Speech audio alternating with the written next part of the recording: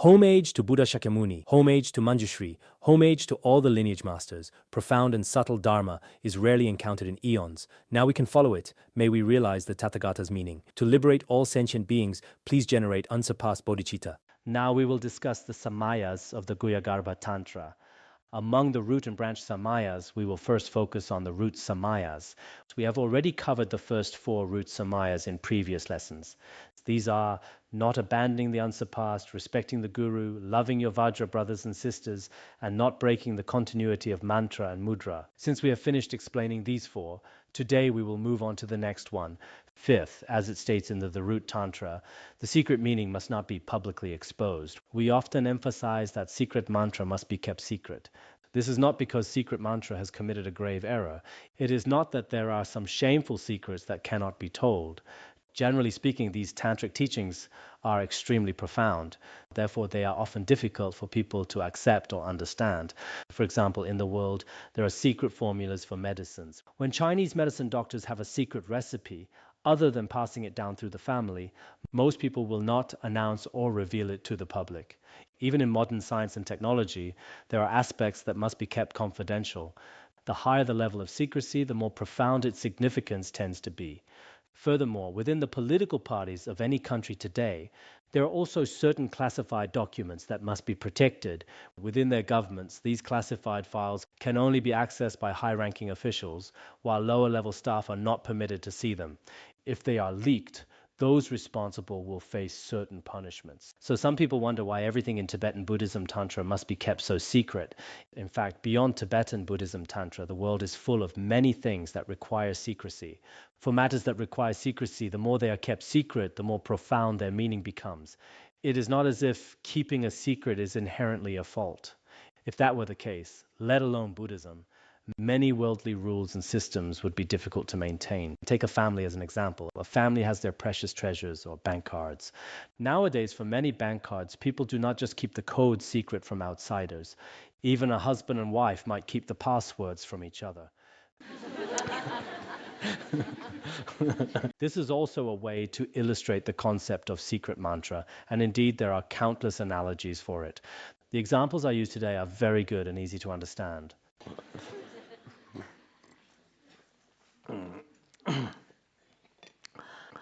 The root verse states the following: the secret meaning must not be publicly exposed. The Guhyagarbha Tantra says that the secret meaning cannot be revealed to the outside. Thus, exposing the secret meaning means to knowingly speak about the profound view and conduct of mantra, as well as the faults of the Vajra master, brothers and sisters, and so forth, to any outsider who is not meant to hear this, since they may be an unsuitable vessel. These points should not be discussed with those who are unsuitable vessels. For some of the secret mantra we are teaching now, certain people are not yet qualified to hear them. For instance, they might not have practiced the preliminaries or taken refuge. Even if they have taken refuge, their level of realization might not be high enough. As you all know, in many organizations around the world today, any political party has many levels of classified documents. Only those who reach a certain level, such as bureau chiefs or county heads, can access them. I visited many Western countries this year. Actually, Western countries are just like any other country in the world. They also have this hierarchy where some information is only for section chiefs and above, some is reserved for bureau chiefs, and some is only for regional secretaries and higher. The more important and secret the issue, the more essential it is to keep it hidden. The same principle applies to secret mantra. To those who are not suitable vessels, you must never speak about the profound views of secret mantra. This includes the views of purity and evenness that we discussed earlier. There are also other profound teachings to consider, such as the unique aspects of generation and completion stages, and even crazy conduct. This also involves specific practices, such as the differentiation of samsara and nirvana in Dzogchen. You should not speak about these profound teachings to those who are not suitable to hear them. Furthermore, there are specific conduct of Vajra brothers and sisters that might appear as faults to us, but in reality they may not be faults at all. Generally, you should never speak of the faults of your Vajra brothers, sisters, or gurus. However, some people often have a habit of discussing the faults of others. Most of those they criticize are likely their own Vajra brothers and sisters. They might be disciples who share the same guru. Even if they have not received teachings together, they are still students of the same guru. Or, as mentioned before, they could be distant or general Vajra brothers and sisters. One should not speak about the faults of any sentient being. In a broad sense, you should not discuss anyone's mistakes or flaws. As long as you maintain pure perception, your practice will certainly be meaningful. Moreover, we often lack solid evidence when we criticize others. People frequently speak of faults between gurus and disciples or among the disciples themselves. As a disciple of secret mantra, one should not engage in such talk. If you speak excessively about others' faults, their actions might actually be secret activities. Then in doing so, you yourself will have violated the samayas of secret mantra. In fact, we can also analyze this violation through four factors. The first is the factor of the basis, which refers to the recipient as a vessel.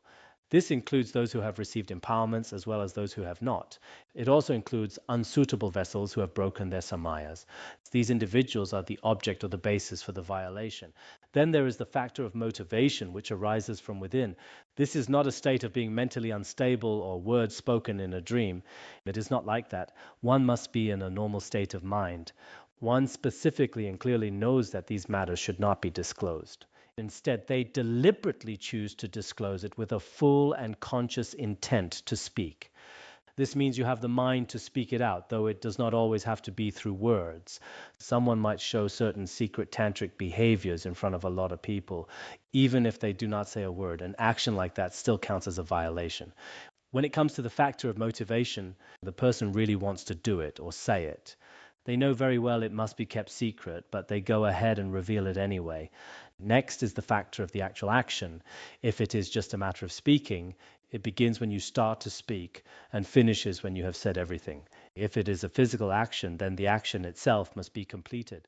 Finally, we come to the factor of the completion.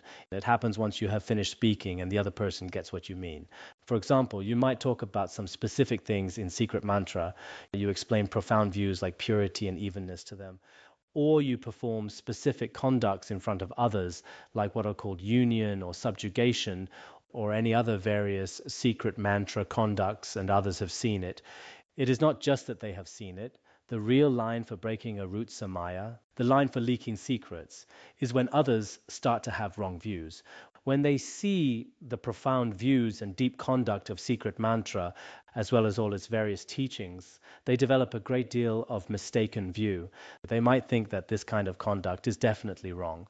They think it does not fit the Buddha's teachings, or that this path might be a false one. Then they find they just cannot accept it. The final boundary is when wrong views arise in their mind stream. Therefore, we might generally share with others a Dharma book or a recording and things like that. Of course, it is best not to do that in front of those who are not the suitable vessels. Some practitioners won't let others see their Dharma books and often argue with family members. For example, a husband might study secret mantra while his wife follows a different school. When he holds onto his Dharma book every day, she might ask, "What exactly is in that bag that I'm not allowed to see?" He says, "I won't show you because you are an unsuitable vessel." She might reply, "I've studied the Sutrayana for so many years. What's so special about your secret mantra?" Actually, taking a quick look is not necessarily a major issue. Some people say, "I flipped through 3 pages of Lama Yangtik. Now I've broken a root samaya. What should I do?" Actually, just flipping through a few pages and looking does not mean you've broken a root samaya. You wouldn't even understand it, no matter how you look at it. For some, it's just like reading a novel. They are told not to read Lama Yangtik, but they insist on it. They are told not to read Finding Rest in the Nature of the Mind, but they do. Many practitioners are very eager to acquire these books. Even if it says that those without empowerment must not read them, they still flip through. But flipping through them is of no use. In fact, doing so doesn't necessarily break a root samaya. You might be around other practitioners. But if you truly flip through the pages without the guru's pith instructions or following the gradual steps, you will eventually feel that the teachings are unreasonable. You might wonder why there are things like the 5 meats and 5 nectars in secret mantra, or why greed, anger, and ignorance are transformed into the path. Weren't these supposed to be abandoned in the Sutrayana? How can this be part of the secret mantra? You might conclude it's not the Buddha's teaching. How can greed and anger be used for practice? When people think this way, that is when they give rise to wrong views. Nowadays, there are many people studying secret mantra whose conduct is improper, and many do not understand the basic boundaries of the Samaya vows. These are the 4 factors involved in exposing secrets. You should understand that the ultimate boundary is when others give rise to wrong views. Here there are 4 general secrets. the profound view of mantra, outrageous conduct, the images and names of the deities, and the signs of accomplishment. When it comes to secret mantra, as we said before, these are the views of Dzogchen, or the very deep views of purity and evenness from the Guhyagarbha Tantra. Usually someone from the lesser vehicle or the Sutrayana will find these hard to accept. Then there is the deep conduct, like the union and subjugation we just mentioned. This also includes practices like the differentiation of samsara and nirvana. Then there are the names of the deities, like Padmasambhava or Samantabhadra, or their names, their forms, how they look, and their special symbols. It also includes signs of accomplishment they get from practice, like receiving prophecies and dreams, or feeling the blessings and having special experiences during meditation.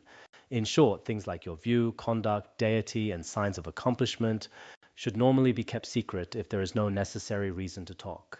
If there is no meaningful reason, just do not say anything about them, unless there is a very special purpose. You might think that if you do not mention your signs of accomplishment, you cannot really guide disciples.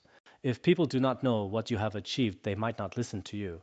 Even if you really have deep realizations like that, or if a deity actually tells you to go to a specific place, or you see deities in your dreams and have experiences like that, Jigme Lingpa said in his Yeshi Lama that even if the deity or these signs appear to you, you should try your very best not to talk about them. If you do, you can very easily lose your level of realization. But if it is a very special situation, then you can mention them. That is okay, but otherwise try not to talk about them. But we often meet some secret mantra practitioners who say, I saw a bindu and Manjushri was inside of it. The sword Manjushri held was a bit high. I can see it anytime I want. Or I dreamed yesterday that my guru said this and that. If I go somewhere today, I will definitely meet a certain person.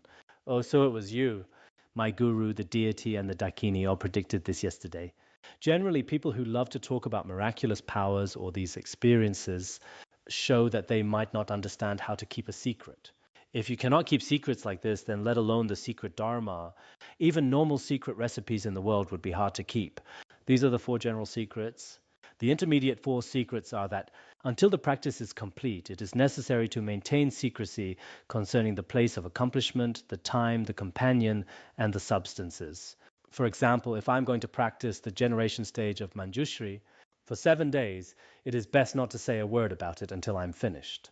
You should not be like the person who says, I am going to the womb cave of Mount Wutai for a retreat. And the practice I am going to do is the sadhana of Manjushri. I will be staying there from July 23rd to August 1st. And during that time, I plan to take 2 helpers along with me. One will stay in that cave and I will be in this one. My guru also told me to bring a Vajra bell and scepter, an image of Manjushri, mantras, and Dharma texts. Now I've told you the whole process of my 7-day practice. Usually, before you even start, you should not say any of these things. But because secret mantra is so common in Tibetan region, people are less likely to have wrong views. Traditionally, during many great accomplishment or certain practices, the names of the practices, the locations, and the times are indeed announced.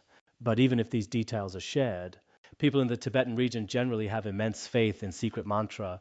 Looking back at some lineage gurus from the past, there were indeed instances where 7-day or 3-day practices were mentioned in the Tibetan region, but normally it is best not to speak about these in places where people do not understand the secret mantra. Besides, talking too much about your practice can easily bring you obstacles. This even applies to certain gurus who might be a bit too talkative and share a lot. Rongzom Pandita said that if a guru is particularly talkative, you can even keep your practice secret from them. If the guru asks where you are going for 7 days, you could say, I'm just going somewhere to see a doctor. It is even okay to tell a white lie to the guru. Can we lie like that? I'm just joking, of course. That was just a joke. Some people find it hard to accept when someone says something and then says it was a joke. But what is there to not accept? I corrected myself right away. Those are the 4 intermediate secrets. There's only one secret of necessity. Earlier, we mentioned 8 secrets in total.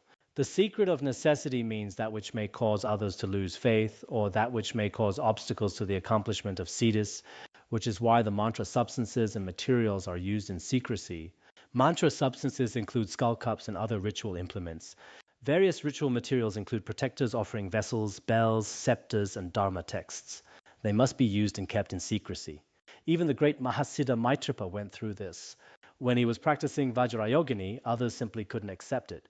When his practice was discovered, people thought he was just drinking every day. At that time in Nalanda Monastery, Lord Atisha was the steward, and he actually expelled Maitrapa. Therefore, these secret mantra items should not be carried around carelessly. But nowadays, many people carry around skull cups or kapalas. I've heard some people go to charnel grounds every day just to look for these. Generally speaking, you shouldn't just go around picking up people's skulls. Otherwise, it can sometimes make you sick because you don't have the real mantras, rituals, or the power to bless these items. And if you are neither a Vajra guru nor a tantric yogi, then it is improper for every practitioner to go around carrying human bones. In certain scriptures, there are many warnings against using human bones. They can even bring about negative circumstances. I have heard that many Vajra brothers and sisters rush to charnel grounds every day to get skull cups. Personally, I wouldn't dare to do that. You really need to be careful with these things. Some may bring you illness and might not be of any benefit to you, so you must be careful. It's just that you don't understand. Some say these skull cups can be relied upon for secret mantra practice, but we are not all Maitripa or Padmasambhava. One should pay a bit more attention to what is taught in the Tantras, right? If one acts in such a way, it is difficult for others to accept and they won't feel any faith. If you don't know the mantras or how to bless the items, and yet you are just holding a human skull, people will think you're very scary, eating out of a bowl made from a human skull. It is quite terrifying and causes others to give rise to wrong views. Furthermore, if you do not understand the underlying meaning, it may not be beneficial. It could even be harmful to your practice.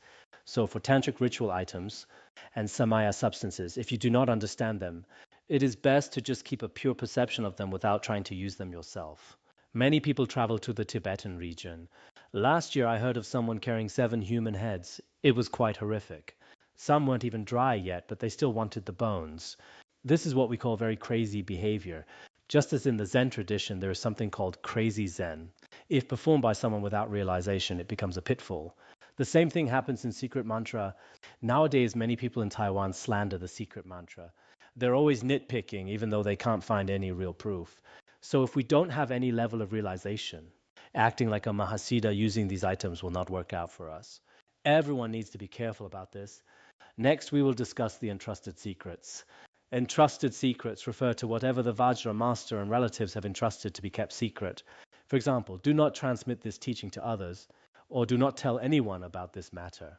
Whether it's about sharing the Dharma, texts, ritual items, or the essential doctrines of the secret mantra, if you are specifically told not to tell others, then you must listen. Who is the secret kept from? It is kept from those who have damaged samaya, have no empowerment, and lack faith. Even if they have received empowerment, if for various reasons they no longer have faith in the secret mantra, you must keep the secret with your body, speech, and mind. Depending on your circumstances, physically do not show these items to others. Verbally don't go around talking about them. I believe it's in the treasury of Dharmadhatu. It mentions that for the highest practitioners of secrecy, they don't even tell others the names of their tantric texts. Generally, this is very important. The more you keep the secret, the more realization you'll get. Because you feel it is precious, just like the example I gave earlier. People don't tell anyone their bank card PIN. Once you tell someone, the code is useless. When some people lose their bank card for just 2 or 3 days, they start calling everywhere to report it lost, saying my PIN is 318-33183 and so on. This shows how much they care about it. Similarly, the secret mantra brings you direct blessings and accomplishments. It must not be leaked. Like this, the samaya that accomplishes authentic qualities is when the mind abides with the meaning of the unsurpassed, speech recites mantra, and the body possesses mudra. Earlier, we talked about the first vow, not abandoning the unsurpassed. Let the mind abide in not abandoning the unsurpassed, knowing all phenomena are non-dually pure and equal. Recite the deity's mantra and form their mudra with your body. If you don't know the mudra, just join your palms together. For example, if I am visualizing Manjushri today, my mind should abide in the state of primordial purity and non-dual evenness. In terms of relative appearances, recite the mantra with devotion and great joy. Then physically form the Vajra fist or simply join your palms. In this way, you fulfill the samaya of practicing excellent qualities. Generally speaking, we previously mentioned 5 types of samayas. The first 2, not abandoning the unsurpassed and not breaking the continuity of mantra and mudra, these 3 should be accomplished. Actually, the samaya consists of 2 main parts. If divided by body, speech, and mind, there are 3. Indeed, all the trainings of the secret mantra are summarized within these. In fact, all the precepts and trainings of the secret mantra, where the mind never departs from the visualization of purity and evenness. The speech follows with mantra recitation, and the body performs the corresponding actions. They are all fully contained within this practice. The remaining three samayas are either based on abandoning or guarding. The remaining three, respecting the guru, loving one's Vajra brothers and sisters, and not disclosing secrets, are either based on abandoning or guarding. That is to say, those samayas help guard from inappropriate activity. Inappropriate refers to things one should not do. These vows prevent wrong actions. That is, they cut off or protect one from going against the guru's wishes and the like. We stop going against the guru's wishes and instead practice being devoted to them. We give up any behavior that hurts or shows no respect to our Vajra brothers and sisters and instead care for and protect them with compassion. We stop secrets from leaking and preserve the secret mantra. These several types act as helpers to the main practice. If we take the first two types as the samayas to be accomplished, then the following three are the samayas to be guarded. In that case, not abandoning the unsurpassed and not breaking the continuity of mantra and mudra serve as the samayas to be accomplished. The remaining three are the samayas to be guarded, the samayas that must be guarded. This way of dividing them is a bit different. This is Rongzom Pandita's system. Next is the system of omniscient Longchenpa. He puts it like this. Alternatively, showing respect to the guru, who is the source of siddhi, is subsumed within the samaya of accomplishment. This is where it differs from the previous one. On the basis of those first two, respecting the guru is the source of all merits. So respecting the guru is also included in the samayas to be accomplished, because making the guru happy through your practice is the root of those first two vows. The root of not abandoning the unsurpassed and not breaking the continuity of mantra and mudra is to make the guru rejoice. If the guru is not pleased, like we said before, if the guru is unhappy, Amitabha is unhappy. And if Amitabha is unhappy, you can't be reborn in the land of bliss. So everything I do should be aimed at making the guru happy. You must make me happy. Some people do say things like that. This reminds me of a story from 1996.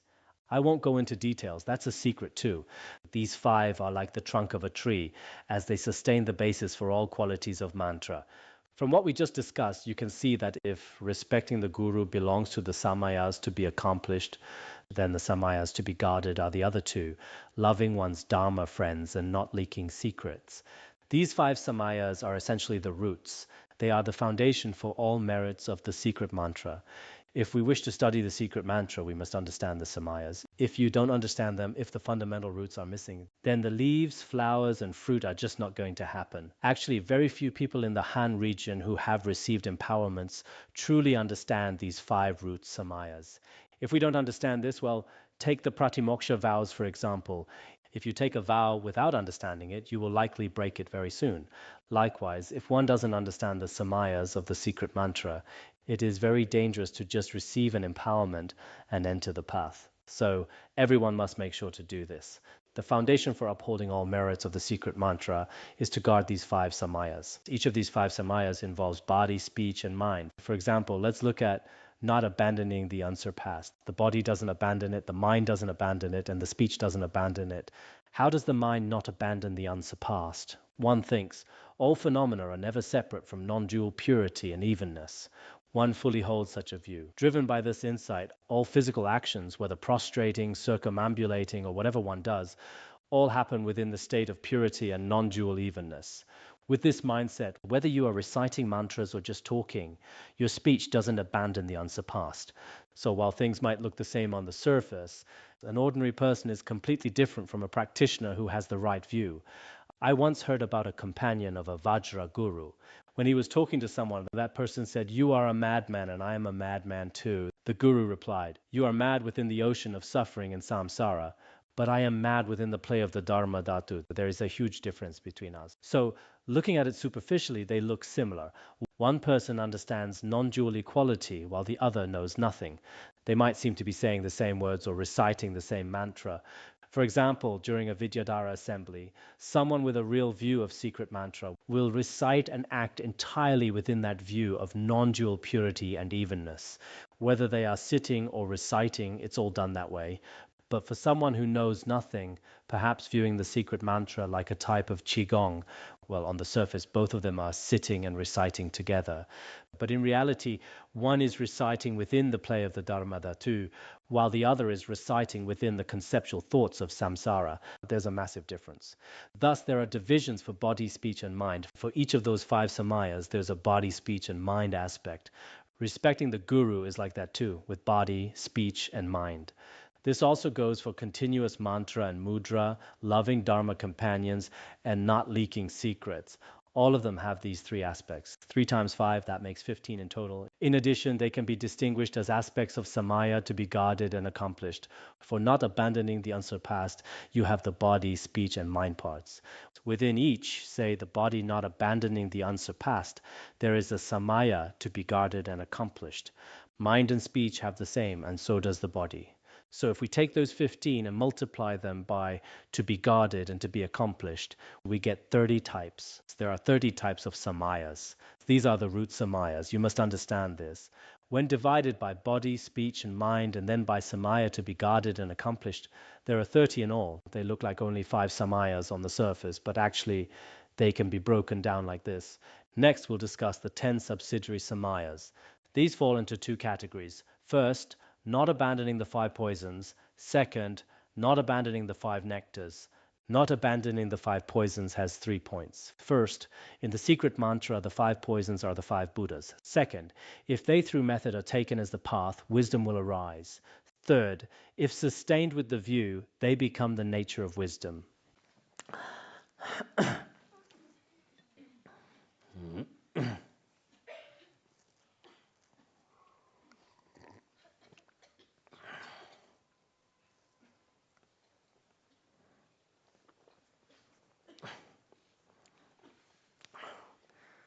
Yesterday, I didn't listen to the doctor, so I ended up with a lot of problems. The doctor wouldn't even tell me what was wrong. At the time, my mouth was so dry that I was constantly drinking water. He knew well that over-adjusting leads to dry mouth, blurred vision, and so on. Today, I wouldn't dare do that. I'd better just listen to the doctors.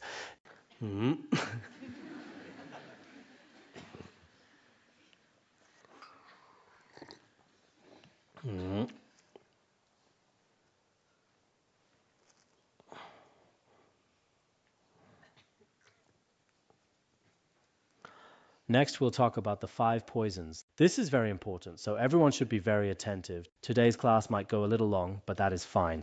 We will try to finish these few sections. The 5 poisons are the 5 Buddhas.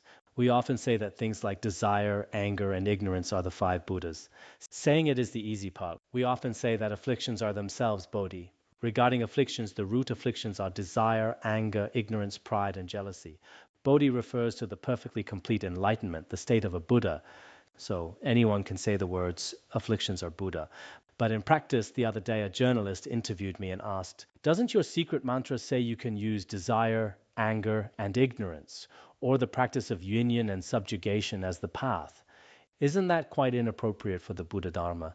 You don't see those words in the sutras. I hit back with a question. I asked, do you understand the phrase, afflictions are Bodhi in the Sutrayana? How would you explain that? He said, I don't understand that either. Anyway, just explain it according to the secret mantra's perspective. This is very important. In the past, people often just said afflictions are Bodhi without the underlying theory or pith instructions. Today, we aren't using the Great Perfection Way to explain this, but we are using the approach of Mahayoga that has already been explained to us. First, desire is the mind attracted to and eager to accept an object. What is desire? Whether it's a person or a thing, money or even an idea, any object at all, it is the mind attracted to and eager to own that object. As we all know, desire means you want to get that person, you want that money, or you want that status. When we say someone is greedy, it means they are willing to chase after and try to get things. That is the mindset. This is called desire. We are all familiar with it.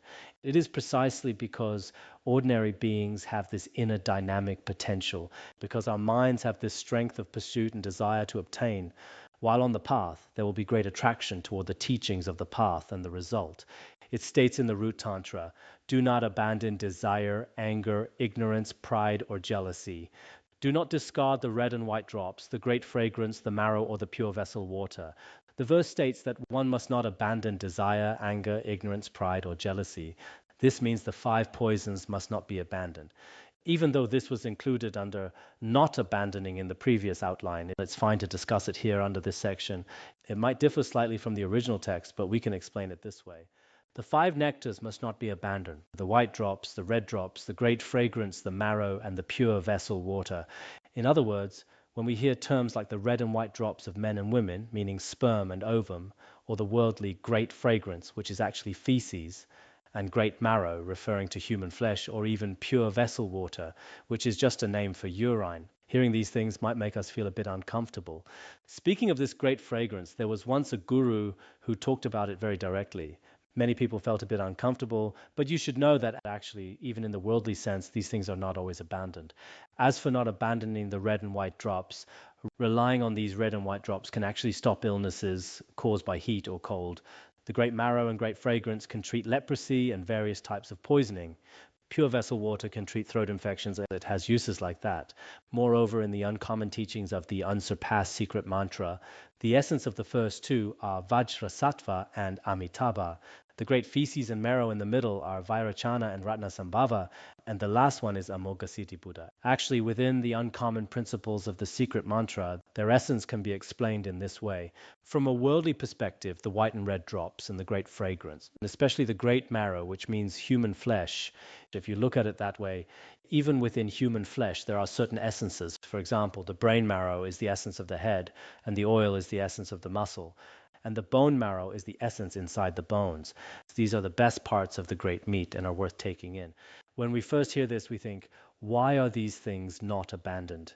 In the world, human flesh, feces and urine, and so-called semen, these are all things to be discarded. Why shouldn't they be abandoned? The reason for not abandoning them will be explained later. These 5 poisons are held by the hearers as objects to abandon. According to the hearer practitioners of the lesser vehicle, these are all seen as things you must get rid of because they block your liberation. Bodhisattvas hold them as things to be purified. If you use great compassion and the view of emptiness to hold them, at a certain point these become pure, but in the secret mantra they do not need to be abandoned. When entirely embraced by the view of non-dual purity and evenness, they are taken as the path by mantra practitioners. Especially in the view of the great perfection, these don't even need to be taken as the path. In the ascertainment of the 3 types of vows, it says that they aren't even cut off or transformed into the path. As the ascertainment of the 3 types of vows states, at the highest level of the secret mantra, taking things as the path isn't even required.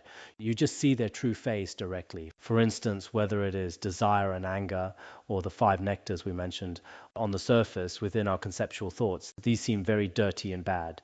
We just have that habit of thinking so. But in reality, whether it's the 5 nectars or the 5 poisons, as soon as you recognize their nature, there is absolutely no difference between what is pure and what is impure. Theoretically, this should make sense to everyone. It's just that habitually we feel that pure things are suitable for offering, while impure things shouldn't even be touched. People often feel that way. And in such a case, due to these differences, mantra is increasingly more exalted through method and lack of delusion. The reasons for this will be explained below. First, we will discuss, why do we not abandon the 5 poisons? He presents 3 ways here. Just as it is unnecessary to dig a ditch for a water mirage, ultimately there is no substance that exists to be abandoned. In other words, from the view of great equanimity and emptiness, of non-dual purity and evenness, there is nothing to be abandoned regarding the 5 poisons. They are not established at all. Desire, anger, and ignorance are all empty by nature. Like a mirage of water, there is absolutely no need to build a dam for it. It appears to be water, but it will not flow down. Desire, anger, and ignorance may superficially appear to exist, but when analyzed through the view of the fundamental verses on the middle way, even the very essence of these afflictions cannot be found. Therefore, speaking from the view of evenness, there is no substance that exists. Relatively, if sustained through method like the transformation of poison into medicine, the 5 poisons support the path. This is what we will discuss next. There are 3 approaches here. The first approach was mentioned earlier. Within the view of evenness, they cannot exist. Regarding the middle approach, I will explain it in the outline shortly, so I will skip the details for now. In truth, everything is primordially awakened as purity and evenness, so everything becomes similar to the acknowledgement that one who was once thought to be the enemy is in fact a loved one. When we look at things from the view of primordial purity, all desire, anger, and ignorance are primordially the five Buddhas. We'll explain this more later, but we did touch on it earlier. In the ultimate truth, they are one and the same as Buddha nature without any distinction. So, in that case, someone you once thought was an enemy turns out to be different once you recognize them. They are not an enemy at all, but are actually like a loved one. This completes the explanation about both the five poisons and the five ambrosias. The first point was about the ultimate truth, and the latter one was about the definitive meaning. The meanings of both the former and the latter were already covered when we discussed the view, so there is no need to repeat them here.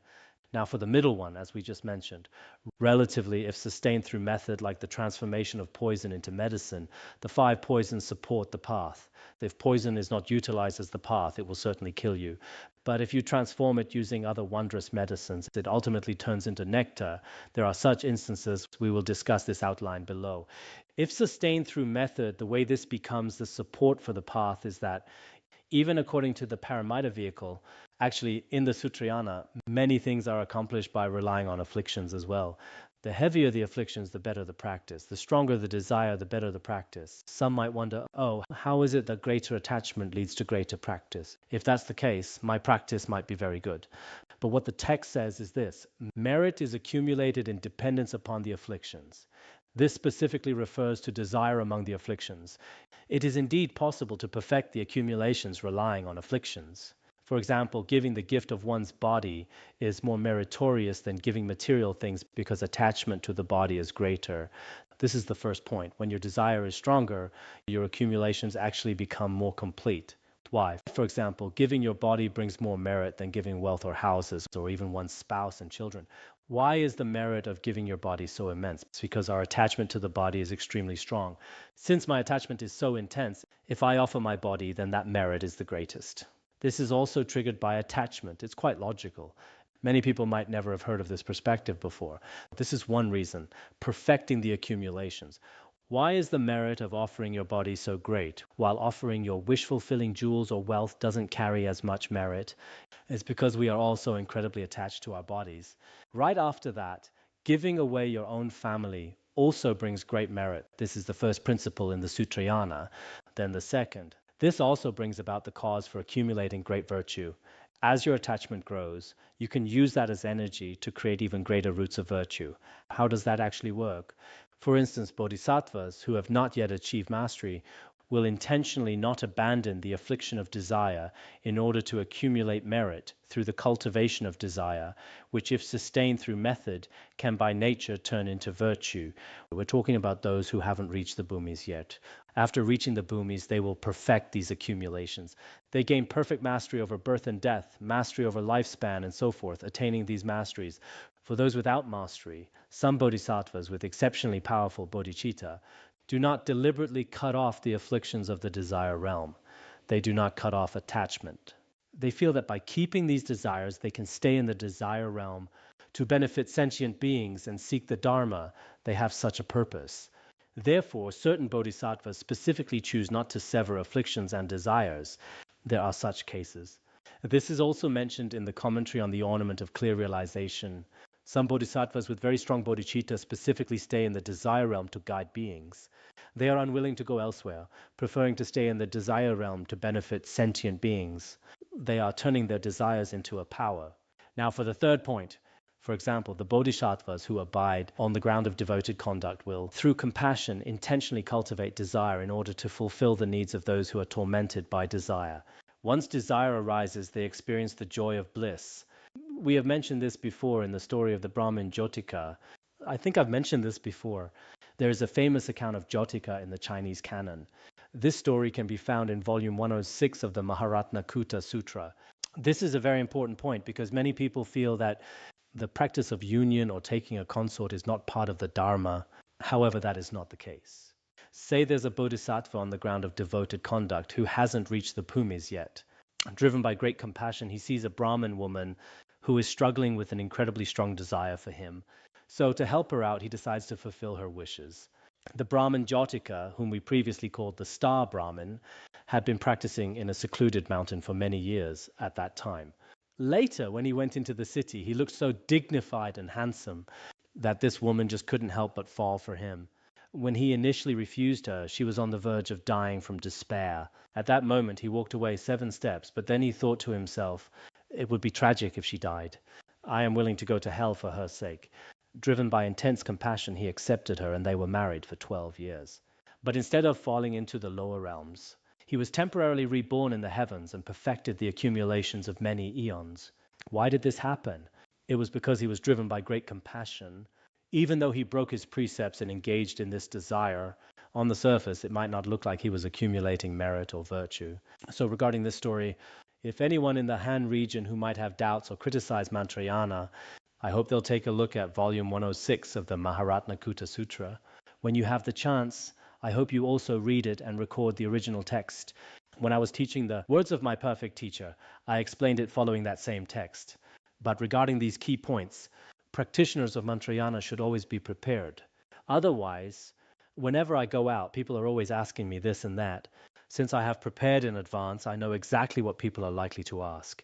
It is just like an experienced soldier who knows how to handle a tough spot. So I often think to myself, today people are definitely going to ask about this and that. And if I've already thought about it, I'm not worried at all. But some of you might lack this experience. If you say, I've been studying Tibetan Buddhism for 10 or 20 years, people might ask you a few questions that they find most difficult to accept. In those moments, we can ask them a few questions in return. For instance, have you read the Maharatnakuta Sutra? Who translated it? It's a classic from our own Han Chinese tradition.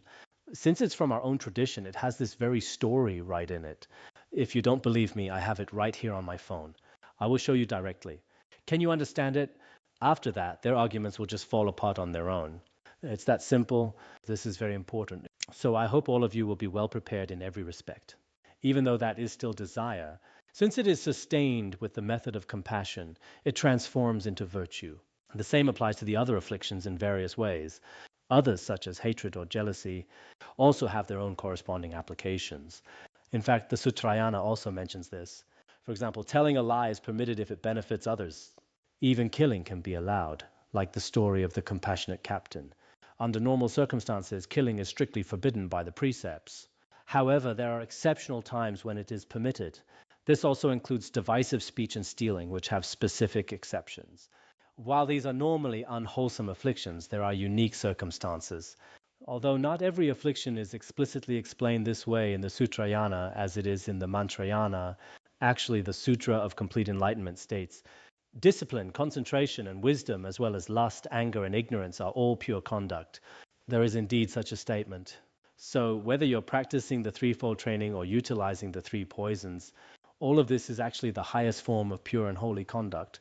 This idea appears in many Sutrayana scriptures. This is found in texts like the Sutra of Complete Enlightenment and the Scripture of the Heavily Ornamented. These texts all discuss the relationship between afflictions and enlightenment. The nature of afflictions is enlightenment. So we must clearly understand this point. If we don't, some people will struggle to comprehend these concepts. Even we ourselves might have difficulties. Without a firm conviction, it is very easy to have doubts. Next, we will discuss the principle of the 5 poisons being the 5 Buddhas. This is our topic for today. As mentioned before, desire is the mind attracted to and eager to accept an object, because the mind has this dynamic potential. While on the path, there will be great attraction toward the teachings of the path and the result. I have finished explaining these points about the stage of the path, because in your process of practice, you have an intense yearning for the Dharma, for the path, and for its results. If that desire were not there, your mind would lack the power to seek the path at the end. In fact, even in the worldly sense, someone with a bit of desire will show more persistence when seeking the Dharma or relying on a guru. In anything they do, they will have that drive to pursue it. Those who lack any drive are just passive and listless. As we say, every person is different. If all people were the same, one human would not become a slave to another. There is a common saying in the Tibetan region like that. On the surface, all people seem the same. However, if everyone were truly the same, one would not become a king while another would not become a servant. So from our perspective, some people may look like human beings, but without any drive or aspiration, they will never attain the path or its result. Actually, while you're still on the path, you still need to use desire. At the time of the result, by seeing everything as that which is to be accepted and not turning against any phenomena, the reason is, even at the final stage of enlightenment, that inner drive to seek and connect is still there. Why is that? because that is the very nature of Amitabha Buddha, the discriminating wisdom that sees everything clearly. The essence of desire is this discriminating wisdom. And the Buddha who embodies this discriminating wisdom is Amitabha. So we say that desire is Amitabha and desire is discriminating wisdom. Concerning the specific distinctions among the five wisdoms, they can be found in texts like the Finding Rest in the Nature of the Mind and the Ornament of Mahayana Sutras. Please read those when you have a chance. I won't elaborate here due to time constraints. This is the nature of desire, which everyone should understand now. You might think, oh, so desire is actually a good thing. Many people worry that their desire is too strong. If that's the case, don't worry too much. If you have strong desire, you will also have a strong desire for the Dharma. When it comes time to attain the result, you will manifest discriminating wisdom most quickly. You will quickly achieve realization within the essence of Amitabha. That's why, generally speaking, those who are the intended disciples of Amitabha are people with strong desire. Now let's look at anger. What kind of mental state is anger? Anger is that which intends to eliminate an unpleasant object. With anger, the mind refuses to accept something. It is a state of loathing, abandoning, or casting something aside. When we are at the causal stage as ordinary beings, it is precisely because the mind possesses this inner potential, while on the path, all negativity is able to be removed from the mind stream. In our pursuit and practice of the path, for instance, each of the 6 paramitas has its own negative factors. However, because you have this anger, you are able to cast aside those negative factors while practicing the path. If your mind lacked the strength even to reject these obstacles, then you would be no different from a stone. Some people can't even tell who's being good to them and who's being mean. If someone treats them well, they just go along with it. If someone treats them poorly, they also just go along with it. They hardly seem like a sentient being. Compared to a stone, they can eat and walk, but that's about it. Such people cannot eliminate obstacles on the path. So during the stage of the path, those with strong anger can actually be very powerful when it comes to abandoning afflictive and cognitive obscurations. At the time of the result, the stain of confusion is removed from the genuine nature and the intrinsic nature of mirror-like wisdom. This nature of suchness requires the removal of the obscurations of confusion. When we seek to understand the nature of all phenomena, there are inevitably obstacles in the way. At the stage of the result, one can eliminate those obstacles to manifest, and all phenomena can appear clearly within the mirror-like wisdom. Akshobhya Buddha, who has subdued all obstructions and conquered all demons, will be accomplished. Akshobhya Buddha represents the power to cut through all obstructions. Even in the Sutrayana scriptures, it is often said, as in the Great Calming and Contemplation, that the realm of Maras is the realm of Buddhas. The state of Maras is the same as the state of Buddhas. So at this stage, one achieves the state of Akshobhya Buddha, which is the manifestation of the mirror-like wisdom. In finding rest in the nature of the mind, this is explained by recognizing the mind's true nature. The text here doesn't put it that way, but you must understand why anger is the mirror-like wisdom and Akshobhya Buddha. So for those with strong anger, in reality, if you don't recognize its nature, it is a cause for samsara. But when you do recognize it, it becomes a positive force. On one hand, it cuts through obstacles, and on the other, when you reach enlightenment, you quickly manifest the mirror-like wisdom and Akshobhya Buddha among the 5 Buddhas. Now, for ignorance or delusion, what is the mental state of that? Delusion turns away from the actual nature of things so that through lack of conceptualizing things, one will remain in the stupor of indifference. It means not discriminating the specific characteristics of an object. Generally, ignorance involves neither desire nor anger. There is no particularly strong discrimination regarding these objects. It is like being in a state of indifference or a neutral, indeterminate state. It is a state of being dim-witted or confused, not knowing anything. But actually, this state can also be useful. Think of how we take something bad and transform it. It is like recycling garbage until it becomes a very refined luxury item. In fact, many luxury items people enjoy today were once just waste. This is a similar method. Because the mind has this dynamic potential, then while on the path, there is no fixation upon characteristics. Because our mind has this potential to not discriminate objects and to abide in a state of equanimity, this inherent potential of the mind allows one to remain free of perceived characteristics at the stage of the path. We often say that non-attachment is vital, because you have the seed of ignorance. During your practice on the path, you can abide without characteristics, attachment, or a sense of self. This is very important. At the time of the result, by not conceptualizing any field of experience based on elaboration, the Dharma Dhatu wisdom of Vairochana will be accomplished. So at the stage of the result, one is free from all elaborations. This non-attachment is the transformation of ignorance. So at the stage of the result, it becomes the Dharma Dhatu wisdom, free from all characteristics and elaborations. Within the Dharma Dhatu wisdom, everything is the equal nature of the Dharma Dhatu. There are no characteristics at all, no existence or non-existence, right or wrong, white or red. And this is the achievement of Vairochana Buddha. What a joy. Next is the fourth one, pride. Pride is the feeling of inflation concerning oneself. It is a state of mind where one thinks very highly of oneself. Actually, this quality is quite necessary. It is precisely because the mind possesses such inner potential that one can engage in all practices without discouragement at the stage of the path. One becomes certain that there is no Dharma more supreme than the path of secret mantra.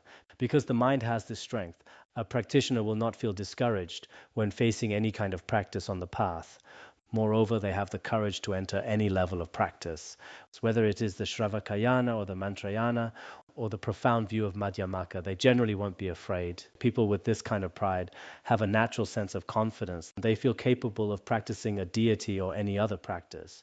They aren't like those who constantly say, I can't do this, I can't do that, I can't memorize, I can't practice, I can't serve the Sangha. How could someone like me succeed? All I'm good at is eating. Eating is fine, but they think they fail at everything else. That is a total lack of pride. When someone has this quality, they may seem arrogant on the surface, but in reality, they possess deep self-confidence and the conviction that my secret mantra is unique among all teachings. My guru is unparalleled among all masters. My lineage is unlike any other lineage.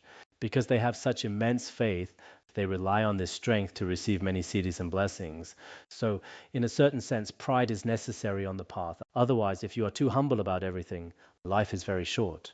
If you just keep your head down constantly and never look up, you will eventually die with your head still bowed. At the time of the result, the wealth of all qualities converge, so there is no feeling of destitution or faint-heartedness. At the stage of the result, one possesses all the qualities of the untainted Dharma. At the stage of Buddhahood, one is fully endowed with all the qualities of wisdom, compassion, and power. The sense of lack and the insecurity that come with ordinary tainted things, all of that completely vanishes. After that, one achieves Ratnasambhava Buddha, the nature of the all-equalizing wisdom without the discomfort of inequality. You realize that nothing is separate or unequal. Everything is fundamentally the same. All the suffering caused by those differences disappears as you reach the essence of equality. We often feel that many things are unfair, but with the transformation of pride, all those feelings of suffering are left behind. That is how one achieves the all-equalizing wisdom. Phenomena and the Dharma Dhatu, the selflessness of persons and phenomena, everything is seen as equal within that state of mind. Thus, one achieves Ratnasambhava Buddha. The last one is jealousy. Let me finish this section, all right? Jealousy is also a good thing. Now that Mifam Rinpoche has said this and I've explained it, you might think that you should really like these afflictions. Jealousy is an unbearable state of mind that focuses on a sense of inequality between oneself and others. In fact, jealousy is a sense of inequality that arises when comparing oneself to others. You feel bad because others' achievements are higher or others are more attractive. Or within a family, one might think, my partner should only look at me. The moment you grasp at others, jealousy arises. When some people are very beautiful, they get jealous even if someone just glances at them. That is a state of perceiving inequality. And it becomes truly unbearable and painful. That family is getting so rich, so why are we still struggling to get ahead? It is a mindset of constant competition and comparison. It is precisely because the mind possesses such inner potential that one can accept what is to be practiced and reject what is not at the stage of the path. Without this capacity for jealousy, one couldn't distinguish between what should and should not be practiced. For example, I must practice the 6 paramitas and I cannot have their negative factors. So on the path, you must decide what is wholesome and what is not. In reality, practice and its antidote exist in a state of inequality. With the energy of jealousy, you can apply focused attention to these unequal states. People who lack any competitive drive at all will also lack strength in their practice. If you ask them to practice repentance today, they won't even practice Vajrasattva. They think karmic obscurations are fine whether they exist or not. Why repent? Can I just keep going like this? They will say, what's the point of practicing? There's nothing to practice. Without a bit of that competitive spirit, the mind has no power. In the past, the great masters actually had very powerful minds. I often think about His Holiness Jigme Phuntsok Rinpoche. He certainly possessed what we might call pride or self-confidence. He also had the drive to seek what should be accepted. And regarding the removal of external obstacles, looking at it from a worldly perspective, for example, when establishing Larungar, he would find every possible way to eliminate all maras and adversities. For success in this world, these could be called the 5 poisons or 5 types of mindsets, and he appeared to have them all. But some people truly don't care about anything. Everything is fine, they say, and they just live in a state of confusion. That is not a good thing. Such people will never achieve anything in their practice. In the past, great masters could often tell just by observing a disciple. They could see whether this person had any potential or a future in their practice, whether the person acted like a true human being or not. As the saying goes, if you aren't even acting like a human, what else is there to talk about? If you aren't even a proper person, how can you do this or that? Some Tibetan expressions say this directly. Regarding this mindset of jealousy, it is precisely because it exists that one can distinguish between what to practice and what to avoid at the stage of the path. At the time of the result, the efficacious abandonment of harm and benefit for those to be tamed as the nature of all accomplishing wisdom, Amoga Siddhi, will be accomplished. Because at the stage of the result, the all-accomplishing wisdom is actually the wisdom that can liberate many beings and bring benefit for those to be tamed. In the process of benefiting those to be tamed, their harms and adversities are all completely dispelled. Because of the jealousy present at the causal stage, the all-accomplishing wisdom will manifest at the stage of the result. This is the nature of Amoghasiddhi Buddha. This is what we were discussing earlier. The principle that the 5 poisons are the 5 afflictions and the 5 poisons are the 5 Buddhas. Everyone must understand this truth. In this way, like the potency of medicine or the light of a jewel, a great medicine naturally has its healing power and function from the very start. And a wish-fulfilling jewel possesses its light by its very nature. Even with crystals today, experts will tell you that they possess a natural inherent light. In the same way, it is precisely because the mind primordially possesses these 5 inner strengths. These are the different strengths of the 5 poisons mentioned above. Thus, when they are not realized, these 5 become the driving force behind all activities of samsara. When they are not realized, the 5 poisons mentioned, desire, anger, ignorance, pride, and jealousy, become the causes of samsara. Nevertheless, when realized, if you understand the true nature of the 5 poisons, they actually drive all pure activities of enlightenment. They become the activities of nirvana or liberation. We have already touched upon this. Without the strength of these 5, it is like the collapse of a shot arrow or a malfunctioning machine. One's purpose will be unable to be fulfilled, much like a hero abiding in tranquility. If our mind were devoid of the 5 strengths like desire, anger, and ignorance, it would be like an arrow being shot. When the arrow's force is spent, it simply falls to the ground. It is also like a machine when the flywheel stops or the gears break. In such a case, the driver would say, no, it's no use, the wheel is broken. Just as a driver cannot move forward if the tires are flat. If there is no strength of desire, anger, or ignorance in our mind stream, then the very power needed for complete achievement, that inner potential, would be gone. This is why the Zen tradition often speaks of wonderful utility. Wonderful utility and inner potential are essentially the same. This strength is indispensable both at the stage of the result and the stage of the path. If these 5 different mental strengths of desire, anger, and ignorance are gone, then it is like a hearer entering the absorption of cessation, never coming to liberate sentient beings. Furthermore, all spiritual qualities would fail to manifest. Given that it is impossible to completely block the mind's inner dynamic potential, it is unnecessary to try to prevent this, because if unstained by delusion, the 5 wisdoms will emerge. This is also very important. Therefore, in the process of practice, it is impossible for anyone to stop this inner potential of the mind from ever arising. Regardless of which dharma you practice, you cannot prevent the arising of these 5 inner potentials. Even when you become a bodhisattva or a Buddha, you cannot stop this inner potential. It is simply impossible to suppress. Moreover, it is unnecessary to try to prevent this. It will not cause any harm to your achievement. Because if the result is not stained by the various graspings of delusion, then the wisdom will manifest naturally. Just as Tilopa said to Naropa, appearances do not bind you, it is your grasping that binds. Cut through your grasping, Naropa. Therefore, these manifesting potentials are still needed even when reaching Buddhahood. For this reason, in the unsurpassed secret mantra of Dzogchen, the essence of the five poisons is directly introduced as the five wisdoms. It doesn't require elaborate theories, it is explained to you directly. At that moment, many disciples of sharp faculties recognize it immediately. Oh, so the five poisons are actually the five wisdoms. They understand it right then and there. Because of this, it is said here. This is mentioned in the treatise Stainless Renown. We mentioned it before, it is the Vimalakirti Sutra. This scriptural authority within the Vimalakirti Sutra is very important. You should also be prepared to use these scriptural citations. You can look into them yourselves later. Actually, we should recite the oral transmissions and study scriptures like the Vimalakirti Sutra. If you read them yourself, you'll find they are very similar to the teachings of secret mantra. I've gone through the Vimalakirti Sutra and some of the analogies there. It's just that the translations are slightly different. Translations will naturally vary. After all, I wasn't the translator of those versions. But I didn't refer to them while translating this, though later translations shouldn't be much different. So I've gained some confidence in my own work. A lotus will not grow from a dry place or a parched desert, only from water and mud. In the Vimalakirti Sutra, that is the Stainless Renown Sutra, we call it the Stainless Renown Sutra, while in the Han region it is translated as the Vimalakirti Sutra. In the Vimalakirti Sutra, it says, the lotus does not arise from the wilderness or a dry, parched land. It arises within the muddy water. In this way, unsurpassed, perfectly complete awakening does not arise from hearers who have abandoned afflictions and perceived the unconditioned Dharma. It does not arise from the hearer's state of the absorption of cessation or their perception of the truth of cessation.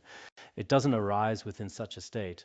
If one gives rise to the view of the transitory collection, Satkaya Drishti, as vast as Mount Meru, then one can generate the unsurpassed, perfectly complete awakening. This refers to the view of the transitory collection, the mountain-like grasping at I and mine. Satkaya Drishti is what we call the view of the transitory collection, which is essentially the view of a self. Within this state that is like the Mount Meru, why is it compared to the Mount Meru? Because the grasping at self and attachment are types of afflictions. In truth, unsurpassed, perfectly complete awakening arises from these afflictions. On the surface, this is very difficult for many people to accept. Doesn't Samyak Sambodhi only arise after one has left desire, anger, and ignorance behind? How could it possibly be produced from mountain-like self-attachment? We have discussed this underlying logic before. Therefore, I believe it is extremely necessary for all the practitioners here to study secret mantra. If you haven't studied it, you truly might not be able to understand many of these profound meanings within the Buddha Dharma. Sometimes I think about this. Many people this time have only completed half of the preliminary practices and weren't allowed to listen. It seems like a bit of a loss for them, but they can join in gradually later on. Therefore, all afflictions are the relics of the Sugata.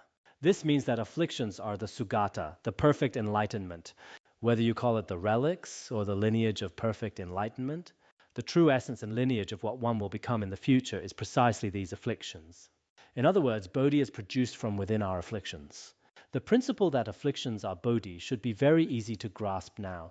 As the Vimalakirti Sutra says, know that the company of all afflictions constitutes the lineage of the Tathagata.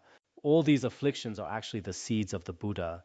All afflictions constitutes the lineage of the Tathagata. This carries the same meaning. So when you have the chance, I suggest you take a look at the Vimalakirti Sutra. The Vimalakirti Sutra explains that the perfect enlightenment of the Tathagata is not produced by cutting off afflictions, but is produced from self-attachment. This seems to contradict the common theories of other Sutrayana schools. Normally, the fruit of Buddhahood should be attained by eliminating afflictions. How could it arise from the view of a self? But at this level, we understand that the view of a self and the afflictions are of one essence. Among our afflictions, there are 10 root afflictions. Within these 10 root afflictions, there are 5 that are not views and 5 that are views. Among the 5 views, we have Satkaya Drishti, the view of the transitory collection. So it has been explained here that afflictions arise within the view of the transitory collection. The afflictions that are not views are desire, anger, ignorance, pride, and doubt. Among the views, there are 5, including the view of attachment to views and the view of the transitory collection. What is being said here is that the state of supreme perfect enlightenment can be produced from the root affliction of Satkaya Drishti. Therefore, all afflictions are the relics, the seeds, and the lineage of the Tathagata. That is the meaning. So, if we want to reach the true state of perfect enlightenment, we actually need to be endowed with these qualities of desire, anger, ignorance, and pride. All right, thank you. Sonandai Tamsa Rubaya Tonani Jana Pasi Jirgana Jirano Chubai Chupun Sonen Droja Bandarangara Badma Sodargye Bandarangara Badma Sodargye Bandarangara Badma Sodargye